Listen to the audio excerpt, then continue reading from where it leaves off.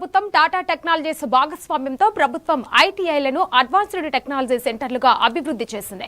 గద్వాల ఐటీఐలో CNC machining, industrial robotics, electronic vehicle automation, engineering, drainage, virtual analysis వంటి 6 ఆధునిక కోర్సులకు అడ్వాన్సులు ప్రారంభిస్తున్నట్లు అధికారులు తెలిపారు.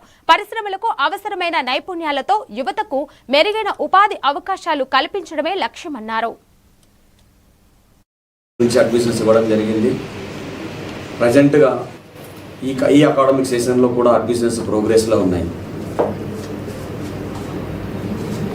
ఈ అడ్వాన్స్ టెక్నాలజీ సెంటర్స్లో కోర్సు పూర్తి చేసిన తర్వాత వారికి ఈ ఐటీఐకే వచ్చేసి కంపెనీస్, వివిధ కంపెనీస్ అన్నీ కూడా ఇది గమనించినటువంటి మన గౌరవ మంత్రి గారు వివేక్ సార్ గారు కూడా ఇది తెలంగాణ స్కిల్ డే అని చెప్పేసి 16 జూలైలో కండక్ట్ చేసి అందులో ఈ పిల్లలు సెలెక్ట్ అయిన వాళ్ళందరూ అనాలిసిస్ అండ్ డిజైన్, తర్వాత ఇంజనీరింగ్ డిజైన్ టెక్నీషియన్, తర్వాత ఈవీ మెకానిక్. మీ అందరికీ తెలుసు ఇవన్నీ కూడా అడ్వాన్స్డ్ కోర్సెస్.